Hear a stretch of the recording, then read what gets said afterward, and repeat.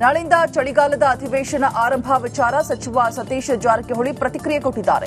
ಕೂಡ್ಲಿಗಿಯಲ್ಲಿ ಮಾತನಾಡಿದ ಅವರು, ಅಧಿವೇಶನ ಕೇವಲ ಈ ಭಾಗದ ವಿಷಯಗಳು ಮಾತ್ರ ಚರ್ಚೆ ಮಾಡಬೇಕು ಅಂತೇನಿಲ್ಲ. ಎಲ್ಲ ಭಾಗದ ವಿಷಯಗಳು ಕೂಡ ಸರ್ಕಾರದ ಮುಂದೆ ಬರುತ್ತೆ. ಸರ್ಕಾರ ಇದಕ್ಕೆ ತಕ್ಕ ಉತ್ತರವನ್ನ ಕೊಡುತ್ತೆ. ಅಧಿವೇಶನದ ಬಳಿಕ ಸಚಿವ ಸಂಪುಟ ವಿಸ್ತರಣೆಯ ವಿಚಾರ ನನಗೆ ಗೊತ್ತಿಲ್ಲ, ಸಿಎಂ ಅವರನ್ನ ಕೇಳಬೇಕು. ನಮ್ಮ ಪಕ್ಷದಲ್ಲಿ 3-4 ಬಾರಿ ಶಾಸಕರಾದ 40ಕ್ಕೂ ಅಧಿಕ ಜನ ಶಾಸಕರಿದ್ದಾರೆ. ಅವರಿಗೂ ಕೂಡ ಸಚಿವರಾಗಬೇಕು ಅಂತ ಆಕಾಂಕ್ಷೆ ಇದೆ. ಅದರಲ್ಲಿ ತಪ್ಪೇನಿಲ್ಲ. ಅದನ್ನೆಲ್ಲ ನಮ್ಮ ಹೈಕಮಾಂಡ್ ನೋಡಿಕೊಳ್ಳುತ್ತೆ ಅಂತ ಹೇಳಿದ್ದಾರೆ.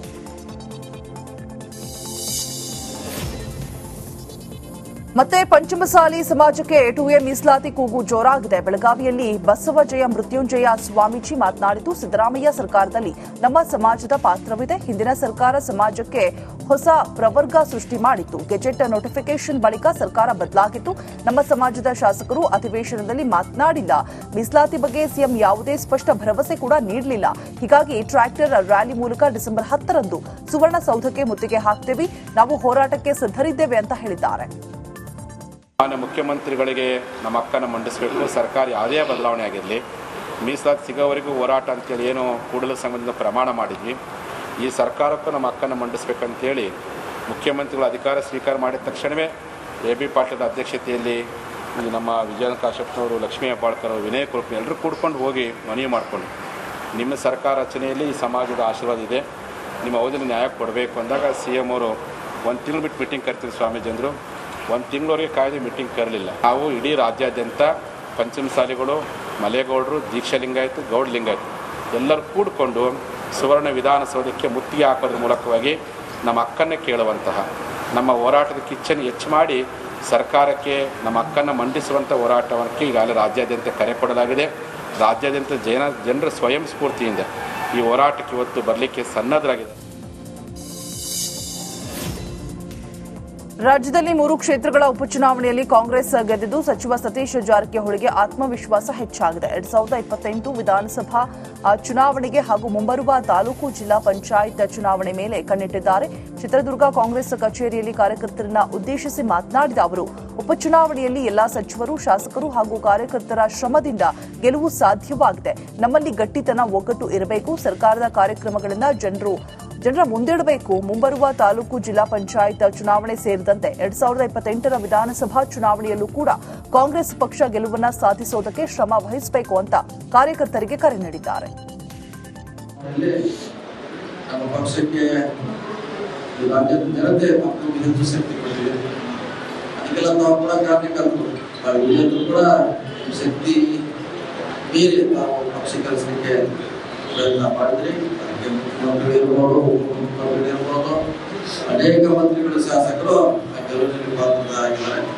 ಹೀಗಾಗಿ ಆ ಶಕ್ತಿಯಿಂದ ಕಾಂಗ್ರೆಸ್ ಪಕ್ಷಕ್ಕೆ ಮತ್ತೆ ಒಂದು ಹೊಸ ಚೈತನ್ಯ ಮೂಡಿದ ರಾಜ್ಯದಲ್ಲಿ ಒಳ್ಳೆಯ ಸರ್ಕಾರ ನಡೆಸೋಣ. ಬಡವರಿಗಾಗಿ ಸರ್ಕಾರ ಒಳ್ಳೆಯ ಯೋಜನೆಗಳನ್ನ, ಕಾರ್ಯಕ್ರಮಗಳನ್ನ ಮಾಡಿದೆ. ಅದಕ್ಕಾಗಿ ನಾವೆಲ್ಲ ಒಗ್ಗಟ್ಟಾಗಿರ್ಬೇಕು, ಗಟ್ಟಿಯಾಗಿರ್ಬೇಕು. ಮತ್ತೆ 28ರಲ್ಲಿ ಕಾಂಗ್ರೆಸ್ ಪಕ್ಷ ನಾವೆಲ್ಲ ಚುನಾವಣೆಯಲ್ಲಿ ನಮ್ಮ ಪಕ್ಷಕ್ಕೆ ಮುಡಾ ಅಕ್ರಮದ ಕುರಿತು ಕ್ರಮ ಕೈಗೊಳ್ಳುವಂತೆ ವಕೀಲ ರವಿಕುಮಾರ್ ಆಗ್ರಹಿಸಿದ್ದಾರೆ. ಸದ್ಯ ಮುಡಾ ಕೋಲಾಹಲ ಪ್ರಧಾನಿ ಅಂಗಳಕ್ಕೆ ತಲುಪಿದೆ. ಸರ್ಕಾರಕ್ಕೆ ಸುಮಾರು 300 ಕೋಟಿಗೂ ಅಧಿಕ ನಷ್ಟವಾಗಿದೆ. ಮಾಜಿ ಆಯುಕ್ತ ದಿನೇಶ್ ರಾವ್ದಿಂದ ಗೋಲ್ಮಾಲ್ ನಡೆದಿದೆ. ದಾಖಲೆ ಸಮೇತ ಪ್ರಧಾನಮಂತ್ರಿಗೆ ವಕೀಲ ರವಿಕುಮಾರ್ ದೂರನ್ನು ನೀಡಿದ್ದಾರೆ. ಕೋಲಾರದ ಬಂಗಾರಪೇಟೆ ಶಾಸಕ SN ನಾರಾಯಣಸ್ವಾಮಿ ಕೋಮುಲ್ನಲ್ಲಿ ಮತ್ತೊಂದು ಹಗರಣದ ಸುಳಿವು ಕೊಟ್ಟಿದ್ದಾರೆ. ತಮ್ಮದೇ ಪಕ್ಷದ ಶಾಸಕ KY ನಂಜೇಗೌಡ ವಿರುದ್ಧ ಆಕ್ರೋಶವನ್ನ ಹೊರಹಾಕಿದ್ದಾರೆ. ಕೋಲಾರ ಹಾಲು ಒಕ್ಕೂಟದ ಅಕ್ರಮಗಳ ನಡೆದಿದೆ. ಗುತ್ತಿಗೆದಾರರಿಂದ ಹಿಡಿದು ಮೆಟೀರಿಯಲ್ ಎಲ್ಲವೂ ಒಂದೇ ಕುಟುಂಬ ಪೂರೈಸ್ತಾ ಇದೆ. ಷಡ್ಯಂತ್ರದ ಮೂಲಕ MD ಹಾಗೂ JR ಅವರನ್ನ ಬಳಸಿಕೊಳ್ಳಲಾಗಿದ್ದು ರೈತರಿಗೆ ಮೋಸ ಮಾಡಿದ್ದಾರೆ. ಹಾಲು ಒಕ್ಕೂಟವನ್ನ ಕೆಲವರು ಸ್ವಂತಕ್ಕೆ ಬಳಸಿಕೊಳ್ಳಲಾಗ್ತಾ ಇದೆ ಅಂತ ನಂಜೇಗೌಡ ವಿರುದ್ಧ ಆಕ್ರೋಶವನ್ನ ವ್ಯಕ್ತಪಡಿಸಿದ್ದಾರೆ. MD ಅವರು ಜನರಿಗೆ, ಸಾರ್ವಜನಿಕರಿಗೆ, ಕೋಲಾರ ಜಿಲ್ಲೆಯ ರೈತ ಸಂಘಗಳ ಮತ್ತು ರೈತ ಸಹಕಾರಿ ಸಂಘ, ಅಲ್ಪ ಸಂಘಗಳಿಗೆ ಮೋಸ ಮಾಡಬೇಕು ಅನ್ನೋ ಉದ್ದೇಶದಿಂದ ತಮ್ಮ ಪ್ರಭಾವಿತರನ್ನ, ತಮಗೆ ಬೇಕಾದವರನ್ನ ಮತ್ತೆ ಆಯ್ಕೆ ಮಾಡಲು ಸುಲಭವಾದ ರೀತಿಯಲ್ಲಿ ಒಂದು ಷಡ್ ಅಂತ ರೂಪಿಸಿ, ಒಂದು ಪ್ಲಾನ್ ರೂಪಿಸಿ ಇವತ್ತು ಅವರು ನಾಳೆಯಿಂದ ಚಳಿಗಾಲದ ಅಧಿವೇಶನ ಆರಂಭ ವಿಚಾರ ಸಚಿವ ಸತೀಶ್ ಜಾರಕಿಹೊಳಿ ಪ್ರತಿಕ್ರಿಯೆ ಕೊಟ್ಟಿದ್ದಾರೆ. ಕೂಡ್ಲಿಗಿಯಲ್ಲಿ ಮಾತನಾಡಿದ ಅವರು, ಅಧಿವೇಶನ ಕೇವಲ ಈ ಭಾಗದ ವಿಷಯಗಳು ಮಾತ್ರ ಚರ್ಚೆ ಮಾಡಬೇಕು ಅಂತೇನಿಲ್ಲ. ಎಲ್ಲ ಭಾಗದ ವಿಷಯಗಳು ಕೂಡ ಸರ್ಕಾರದ ಮುಂದೆ ಬರುತ್ತೆ. ಸರ್ಕಾರ ಇದಕ್ಕೆ ತಕ್ಕ ಉತ್ತರವನ್ನ ಕೊಡುತ್ತೆ. ಅಧಿವೇಶನದ ಬಳಿಕ ಸಚಿವ ಸಂಪುಟ ವಿಸ್ತರಣೆಯ ವಿಚಾರ ನನಗೆ ಗೊತ್ತಿಲ್ಲ, ಸಿಎಂ ಅವರನ್ನ ಕೇಳಬೇಕು. ನಮ್ಮ ಪಕ್ಷದಲ್ಲಿ 3-4 ಬಾರಿ ಶಾಸಕರಾದ 40ಕ್ಕೂ ಅಧಿಕ ಜನ ಶಾಸಕರಿದ್ದಾರೆ. ಅವರಿಗೂ ಕೂಡ ಸಚಿವರಾಗಬೇಕು ಅಂತ ಆಕಾಂಕ್ಷೆ ಇದೆ. ಅದರಲ್ಲಿ ತಪ್ಪೇನಿಲ್ಲ. ಅದನ್ನೆಲ್ಲ ನಮ್ಮ ಹೈಕಮಾಂಡ್ ನೋಡಿಕೊಳ್ಳುತ್ತೆ ಅಂತ ಹೇಳಿದ್ದಾರೆ.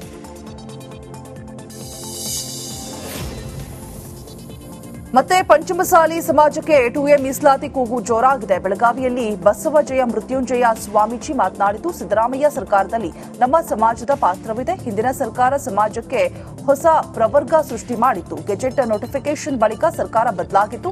ನಮ್ಮ ಸಮಾಜದ ಶಾಸಕರು ಅಧಿವೇಶನದಲ್ಲಿ ಮಾತನಾಡಿಲ್ಲ. ಮೀಸಲಾತಿ ಬಗ್ಗೆ ಸಿಎಂ ಯಾವುದೇ ಸ್ಪಷ್ಟ ಭರವಸೆ ಕೂಡ ನೀಡಲಿಲ್ಲ. ಹೀಗಾಗಿ ಟ್ರ್ಯಾಕ್ಟರ್ ರ್ಯಾಲಿ ಮೂಲಕ ಡಿಸೆಂಬರ್ 10ರಂದು ಸುವರ್ಣಸೌಧಕ್ಕೆ ಮುತ್ತಿಗೆ ಹಾಕ್ತೇವೆ. ನಾವು ಹೋರಾಟಕ್ಕೆ ಸಿದ್ಧರಿದ್ದೇವೆ ಅಂತ ಹೇಳಿದ್ದಾರೆ. ಮಾನ್ಯ ಮುಖ್ಯಮಂತ್ರಿಗಳಿಗೆ ನಮ್ಮ ಹಕ್ಕನ್ನು ಮಂಡಿಸಬೇಕು. ಸರ್ಕಾರ ಯಾವುದೇ ಬದಲಾವಣೆ ಆಗಿರಲಿ, ಮೀಸಲಾತಿ ಸಿಗೋವರೆಗೂ ಹೋರಾಟ ಅಂತೇಳಿ ಏನು ಕೂಡಲ ಸಂಘದಿಂದ ಪ್ರಮಾಣ ಮಾಡಿದ್ವಿ. ಈ ಸರ್ಕಾರಕ್ಕೂ ನಮ್ಮ ಹಕ್ಕನ್ನು ಮಂಡಿಸಬೇಕಂತೇಳಿ ಮುಖ್ಯಮಂತ್ರಿಗಳು ಅಧಿಕಾರ ಸ್ವೀಕಾರ ಮಾಡಿದ ತಕ್ಷಣವೇ AB ಪಾಟೀಲ್ ಅಧ್ಯಕ್ಷತೆಯಲ್ಲಿ ಈ ನಮ್ಮ ವಿಜಯ ಕಾಶ್ಯಪ್ನವರು, ಲಕ್ಷ್ಮೀ ಹೆಬ್ಬಾಳ್ಕರ್, ವಿನಯ್ ಕುಲಕರ್ಣಿ ಎಲ್ಲರೂ ಕೂಡ್ಕೊಂಡು ಹೋಗಿ ಮನವಿ ಮಾಡಿಕೊಂಡು, ನಿಮ್ಮ ಸರ್ಕಾರ ರಚನೆಯಲ್ಲಿ ಈ ಸಮಾಜದ ಆಶೀರ್ವಾದ ಇದೆ, ನಿಮ್ಮ ಅವಧಿಯಲ್ಲಿ ನ್ಯಾಯ ಕೊಡಬೇಕು ಅಂದಾಗ CM ಅವರು 1 ತಿಂಗಳು ಬಿಟ್ಟು ಮೀಟಿಂಗ್ ಕರ್ತಿದ್ರು. ಸ್ವಾಮೀಜಿ ಅಂದರು 1 ತಿಂಗಳವರೆಗೆ ಕಾಯ್ದೆ ಮೀಟಿಂಗ್ ಕರಲಿಲ್ಲ. ನಾವು ಇಡೀ ರಾಜ್ಯಾದ್ಯಂತ ಪಂಚಮಸಾಲಿಗಳು, ಮಲೆಗೌಡರು, ದೀಕ್ಷಾ ಲಿಂಗಾಯತ್, ಗೌಡ ಲಿಂಗಾಯತ್ ಎಲ್ಲರೂ ಕೂಡಿಕೊಂಡು ಸುವರ್ಣ ವಿಧಾನಸೌಧಕ್ಕೆ ಮುತ್ತಿಗೆ ಹಾಕೋದ್ರ ಮೂಲಕವಾಗಿ ನಮ್ಮ ಹಕ್ಕನ್ನು ಕೇಳುವಂತಹ, ನಮ್ಮ ಹೋರಾಟದ ಕಿಚ್ಚನ್ನು ಹೆಚ್ಚು ಮಾಡಿ ಸರ್ಕಾರಕ್ಕೆ ನಮ್ಮ ಹಕ್ಕನ್ನು ಮಂಡಿಸುವಂಥ ಹೋರಾಟಕ್ಕೆ ಈಗಾಗಲೇ ರಾಜ್ಯಾದ್ಯಂತ ಕರೆ ಕೊಡಲಾಗಿದೆ. ರಾಜ್ಯಾದ್ಯಂತ ಜನರ ಸ್ವಯಂ ಸ್ಫೂರ್ತಿಯಿಂದ ಈ ಹೋರಾಟಕ್ಕೆ ಇವತ್ತು ಬರಲಿಕ್ಕೆ ಸನ್ನದ್ಧರಾಗಿದೆ. ರಾಜ್ಯದಲ್ಲಿ 3 ಕ್ಷೇತ್ರಗಳ ಉಪಚುನಾವಣೆಯಲ್ಲಿ ಕಾಂಗ್ರೆಸ್ ಗೆದ್ದಿದ್ದು ಸಚಿವ ಸತೀಶ್ ಜಾರಕಿಹೊಳಿಗೆ ಆತ್ಮವಿಶ್ವಾಸ ಹೆಚ್ಚಾಗಿದೆ. 2028 ವಿಧಾನಸಭಾ ಚುನಾವಣೆಗೆ ಹಾಗೂ ಮುಂಬರುವ ತಾಲೂಕು ಜಿಲ್ಲಾ ಪಂಚಾಯತ್ ಚುನಾವಣೆ ಮೇಲೆ ಕಣ್ಣಿಟ್ಟಿದ್ದಾರೆ. ಚಿತ್ರದುರ್ಗ ಕಾಂಗ್ರೆಸ್ ಕಚೇರಿಯಲ್ಲಿ ಕಾರ್ಯಕರ್ತರನ್ನ ಉದ್ದೇಶಿಸಿ ಮಾತನಾಡಿದ ಅವರು, ಉಪಚುನಾವಣೆಯಲ್ಲಿ ಎಲ್ಲಾ ಸಚಿವರು, ಶಾಸಕರು ಹಾಗೂ ಕಾರ್ಯಕರ್ತರ ಶ್ರಮದಿಂದ ಗೆಲುವು ಸಾಧ್ಯವಾಗಿದೆ. ನಮ್ಮಲ್ಲಿ ಗಟ್ಟಿತನ, ಒಗ್ಗಟ್ಟು ಇರಬೇಕು. ಸರ್ಕಾರದ ಕಾರ್ಯಕ್ರಮಗಳಿಂದ ಜನರ ಮುಂದಿಡಬೇಕು. ಮುಂಬರುವ ತಾಲೂಕು ಜಿಲ್ಲಾ ಪಂಚಾಯತ್ ಚುನಾವಣೆ ಸೇರಿದಂತೆ 2028ರ ವಿಧಾನಸಭಾ ಚುನಾವಣೆಯಲ್ಲೂ ಕೂಡ ಕಾಂಗ್ರೆಸ್ ಪಕ್ಷ ಗೆಲುವನ್ನ ಸಾಧಿಸೋದಕ್ಕೆ ಶ್ರಮ ವಹಿಸಬೇಕು ಅಂತ ಕಾರ್ಯಕರ್ತರಿಗೆ ಕರೆ ನೀಡಿದ್ದಾರೆ. ನಮ್ಮ ಪಕ್ಷಕ್ಕೆ ರಾಜ್ಯದ ಜನತೆ ಮಕ್ಕಳಿಗೆ ಹೆಚ್ಚು ಶಕ್ತಿ ಕೊಟ್ಟಿದೆ. ಅದಕ್ಕೆಲ್ಲ ನಾವು ಕೂಡ ಕಾರ್ಯಕರ್ತರು ತಾವು ಕೂಡ ಶಕ್ತಿ ಮೀರಿ ನಾವು ಪಕ್ಷ ಕೆಲಸಕ್ಕೆ ಪ್ರಯತ್ನ ಮಾಡಿದ್ರಿ. ಅದಕ್ಕೆ ಮುಖ್ಯಮಂತ್ರಿ ಇರ್ಬೋದು, ಉಪಮುಖ್ಯಮಂತ್ರಿ ಇರ್ಬೋದು, ಅನೇಕ ಮಂತ್ರಿಗಳು, ಶಾಸಕರು ಗೆಲುವಿನಲ್ಲಿ ಪಾತ್ರರಾಗಿದ್ದಾರೆ. ಹೀಗಾಗಿ ಆ ಶಕ್ತಿಯಿಂದ ಕಾಂಗ್ರೆಸ್ ಪಕ್ಷಕ್ಕೆ ಮತ್ತೆ ಒಂದು ಹೊಸ ಚೈತನ್ಯ ಮೂಡಿದ ರಾಜ್ಯದಲ್ಲಿ ಒಳ್ಳೆಯ ಸರ್ಕಾರ ನಡೆಸೋಣ. ಬಡವರಿಗಾಗಿ ಸರ್ಕಾರ ಒಳ್ಳೆಯ ಯೋಜನೆಗಳನ್ನ, ಕಾರ್ಯಕ್ರಮಗಳನ್ನ ಮಾಡಿದೆ. ಅದಕ್ಕಾಗಿ ನಾವೆಲ್ಲ ಒಗ್ಗಟ್ಟಾಗಿರ್ಬೇಕು, ಗಟ್ಟಿಯಾಗಿರ್ಬೇಕು. ಮತ್ತೆ 28ರಲ್ಲಿ ಕಾಂಗ್ರೆಸ್ ಪಕ್ಷ ನಾವೆಲ್ಲ ಚುನಾವಣೆಯಲ್ಲಿ